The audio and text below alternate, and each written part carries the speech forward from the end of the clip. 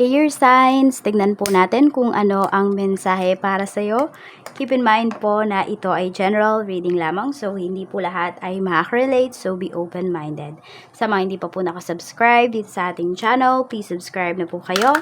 And pa-like na din po ng ating video, at sa mga nice po mag-avail ng ating private readings ng ating Evil Eye Amulet, makikita nyo po yung link sa description box below. Tarot Intentions by Aliana Reyes.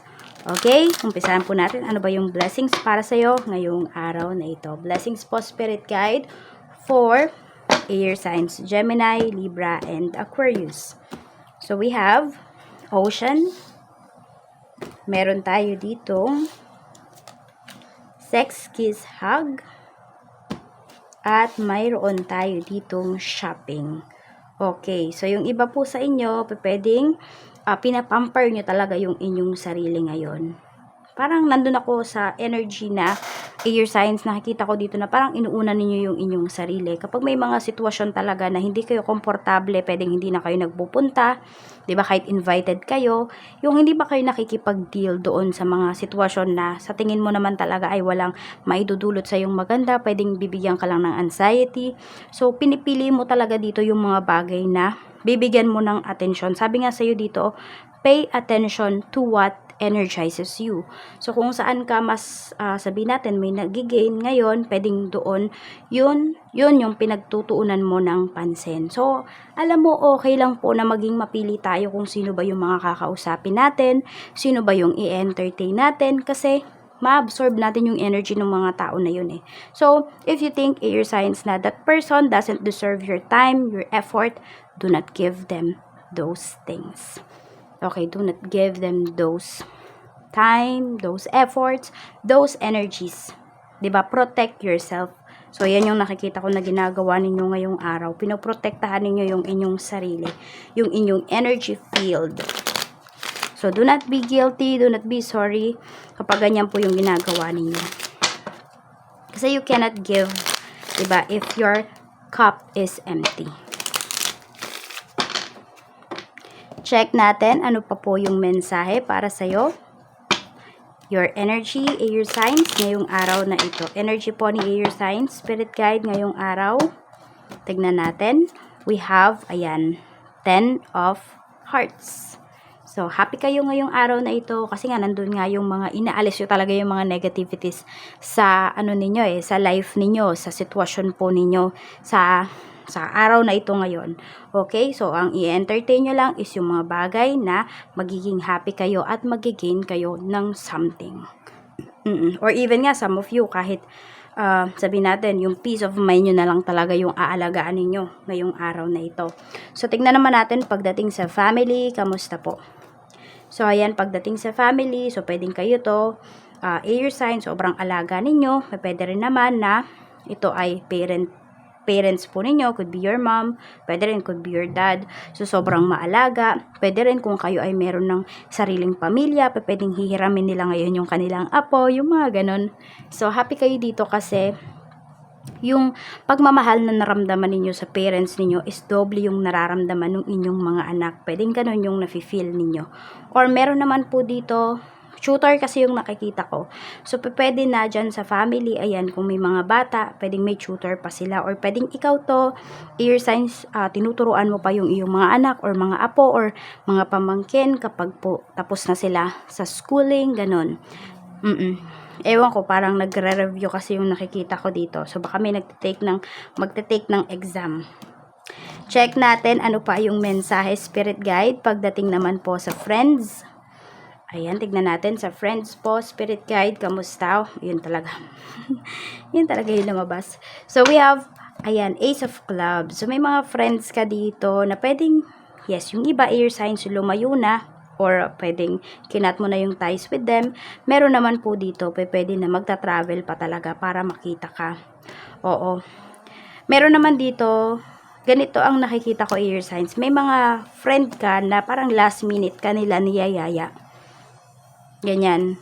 Yung alam mo yung kunari, yung tatlo mong kaibigan na pagplanuhan na nila na aalis sila. Tapos, nung malapit nang umalis, siguro 1 or 2 days na lang, tsaka sasabihin sa'yo na, uy, gusto mo bang sumama? Ganyan. So, yan ay mafe-feel mo at nafe-feel mo talaga na parang hindi lang nila yan isang beses ginawa sa'yo. Kaya ayun, pwedeng ikaw na mismo yung lumayo sa kanila. Kasi alam mo na hindi sila talaga totoo sa'yo. Meron din naman dito na kahit hindi ka nila nakikita, hindi ka nakakausap, nandun pa rin yung friendship. Inaalagaan pa rin ng taong ito or ng mga taong ito yung pangalan mo. Or yung friendship ninyo. Sa love life naman po, we have 10 of clubs. So, meron naman dito na i-stress. Ayan po. Sabihin natin na pwedeng may problems kayo in terms of your signs. Sa family yung nakikita ko dito.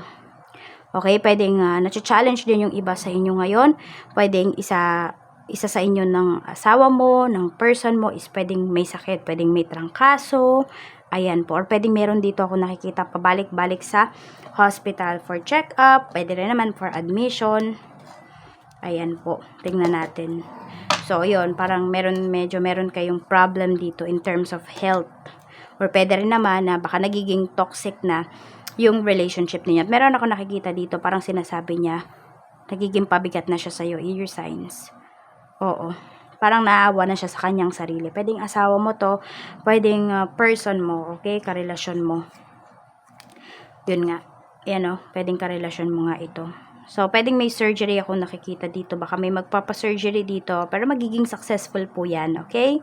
So, tingnan natin pagdating naman sa trabaho, pera muna pala tayo. Sa kaperahan naman, we have number 52. Okay? So, air signs, meron dito talagang sobra-sobra yung tulong na pwede mong ibigay or pwedeng ibibigay mo sa taong ito. O kaya naman, ikaw yung bibigyan or ikaw yung tutulungan itong person. More on friends yung nakikita ko dito. So, yes ha, air signs. Meron ka naman talaga mga kaibigan na masasabi mong maaasahan mo talaga.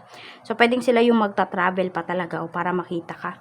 Para damayan ka kung ano man itong problems mo. Ngayon, kung meron man po kayong dinadalang problema. Kasi hindi naman lahat o hindi naman lagi, di ba, happy tayo. May mga times din talaga na tayo ay gusto na nating sumuko, yung mga ganon. So, yung tao na to, o yung mga friends mo na to, talagang dadamayan ka po nila. Talagang parang pupuntahan ka pa nila sa bahay, ganyan. Tignan natin. Spirit guide, pagdating naman po sa, ayan, extra joker. Okay, meron yung iba sa inyo, meron nga kayong problem naman in terms of finances. Yan, medyo nagkakaroon kayo ng problema pagdating sa inyong pera. Tignan natin pagdating naman po sa, so ayan, sa work. Okay, we have 6 of cups, meron dito, pwedeng, or 6 of hearts. Some of you, parang gusto nyo nang mag for good pagdating dito sa inyong, ayan, sa trabaho ba? Gusto nyo nang mag-resign, gusto nyo na lang dito kunwari sa Pinas, or yung iba po sa inyo, pwedeng nandito kayo sa Pinas, gusto ninyo mga ibang bansa kasi pwedeng nandun na yung family po ninyo. Or alam ninyo na mas may future kayo doon ng family ninyo. Tapos meron din ako nakikita dito, pwedeng may babalikan kayo na trabaho. Pwedeng, sa current job po ninyo yan ha. Pwedeng meron kayong hindi natapos na trabaho. For some of you naman, pwedeng meron kayong parang workplace ba na babalikan. Ayan po. O yung dati ninyong work, yung previous job po ninyo. Pwedeng babalikan nyo yun, mag-apply ulit kayo doon. So, check po natin pagdating naman sa negosyo. Okay, sa negosyo naman, ayan po, pwedeng may mga supplies kayo na darating ngayong araw na ito. So, pwede rin kayo yung namili ng mga supplies po ninyo. So, medyo pagod talaga kayo ngayong araw, air signs. Ayan, pero sulit naman po yung pagod po ninyo dito. At hindi naman po kayo nagre-reklamo. Gusto nyo talaga yung ginagawa ninyo. At the same time, 'di ba? Nandoon na kumikita pa po kayo. So tingnan natin pagdating naman po sa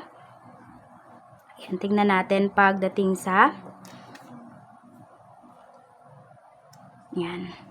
Okay. So meron dito parang naglilipat yata kayo air signs ng inyong negosyo. Yan po yung iba sa inyo dito. Okay. Malayo ata yung pwesto ninyo dun sa bahay po ninyo. Yun yung pinapakita dito, air signs. Tingnan natin kung ano pa yung mensahe, angel message para sa'yo. Kaya yun, parang araw-araw nga, nagta-travel din talaga kayo. Pero happy po kayo dyan. Brilliant idea. So, baka naiisip ninyo, lapitan na lang or lapitan yung negosyo o kaya naman baliktad, lalapit ninyo yung bahay ninyo doon sa inyong negosyo. Hahanap kayo ng pwedeng maupahan, ganun, or lupa. Sabi dito, yes, your idea is divinely guided. Please take action to bring your idea to fruition. Mula ito kay Archangel Uriel. So, kung ano man po itong mga naiisip ninyo, ayan nga, yung protect your, your peace of mind, your energy. So, good idea daw yan. Sabi ko nga, huwag kayong magigilty kung yan yung naiisip ninyo or yan yung ginagawa po ninyo. Reminder sa'yo ni Universe ngayong araw na ito. Reminder sa'yo in your signs ni Universe. Judgment. Okay? So, yun nga. Sabihin natin, parang kayo yung wag lang basta-basta. O, ito yung decision ng lahat. Ito din yung decision mo. If mayroon talaga kayong decision, air signs na alam ninyo na yun po ay makakabuti sa inyo, panindigan nyo daw po, sabi ni Universe. Okay?